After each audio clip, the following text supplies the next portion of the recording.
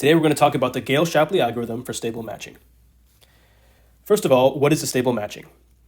To figure out what this is, we need two terms, a matching and a perfect matching. Take the example in the center, the set L of 3 vertices on the left, shown in red, and the set R of 3 vertices on the right, shown in blue. A matching is a set of edges such that no two edges share the same vertex. So this is a matching. No two edges share the same vertex. This would also be a matching. No two edges share the same vertex. Just this one edge would also be a matching. However, something like this is not a matching because this edge and this edge share the same vertex in R.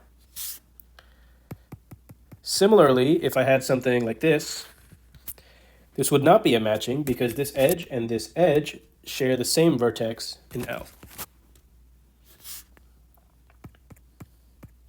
Now that we know what a matching is, what is a perfect matching? A perfect matching is simply a matching that includes all vertices. That is, it's a matching that pairs up the vertices, that pairs up all the vertices. So this, for example, is a perfect matching. Why? Because all the vertices are paired up. Similarly, this is a perfect matching. All the vertices are paired up. We can talk about the notion of a stable matching. So here I have the same graph as above, except on the left, the vertices in the set L, I've numbered them L1, L2, and L3. Same with the vertices on the right. From the set R, I've numbered them R1, R2, and R3. So each vertex in L has a preference list of vertices in R, and each vertex in R has a preference list of vertices in L. So what does that mean? Let's take a look at some vertex in L. So let's take a look at L1. L1's preference list is right below it. L1's preference list is R1, R2, R3. So that means L1 prefers R1 over R2 over R3. So L1 has to choose a partner. It likes R1 the most. It would go with R2 second, and R3 is its last choice. We have the same thing for R. So take R2, for example. R2's preference list is L3, L2, L1. So R2 prefers L3 the most.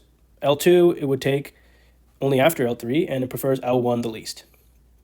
A stable matching is a perfect matching between L and R, so all vertices are paired up. And it is a perfect matching with no instabilities, or no unstable pairs. What is an unstable pair? An unstable pair is a pair of vertices, we can call it L, R, such that L prefers somebody else to their current partner, and R prefers somebody else to their current partner. Let's take a look at an example. So take a look at this edge here. L3 is paired up with R3. So L3 prefers R1, then R2, then R3. We see L3 prefers R1 and R2 over R3. So L3 would rather be with R1, who's all the way up here, or R2, who's up here. R3 also prefers L2 over their current partner. So L3 prefers other people over their current partner, and R3 prefers other people over their current partner. And so this red edge is an unstable pair. That is, it's a pair such that both sides prefer somebody else over their current partner.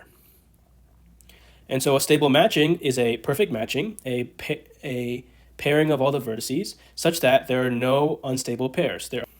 So now our objective is, given a graph with a set of vertices L and a set of vertices R and preference lists for all the vertices in those sets, we have to find a stable matching as we described above. So the Gale-Shapley algorithm provides a way to, given these two sets and all the preference lists of all the vertices, to find a stable matching. So let's run through the algorithm. The algorithm is there on the left. We'll run through the algorithm to understand what's going on. So first we have to understand that we denote one set of vertices as the proposing side and the other set as the receiving side. So in this case, we're going to call L the proposing side. So while there's a free proposer L who hasn't proposed to everyone in R, let's call that first free proposer L1.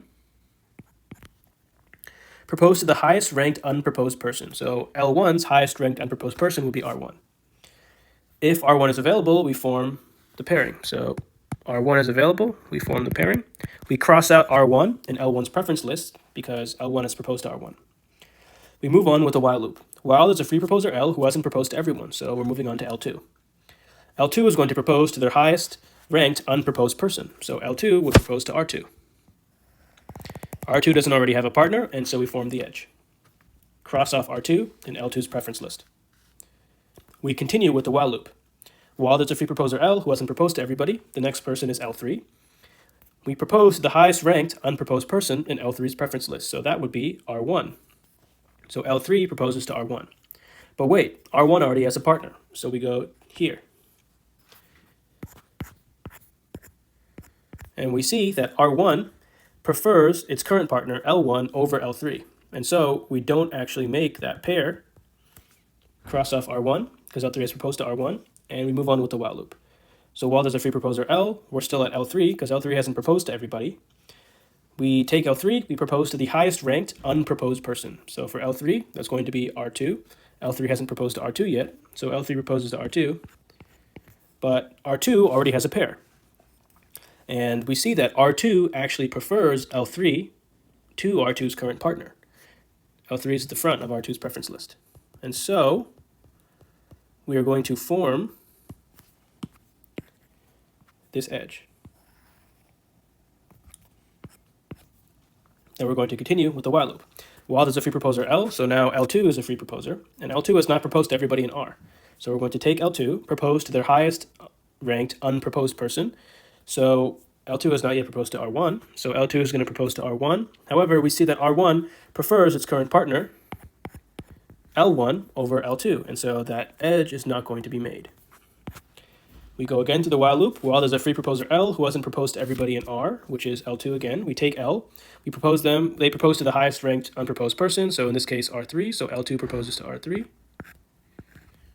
R3 is available, and so that edge is formed.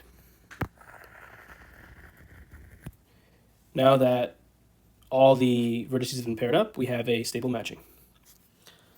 The runtime is going to be O of n squared, because in the worst case, for every vertex in L, we check all the vertices in R. So that's going to be n times n, or n squared running time. Thank you very much. Please comment and subscribe.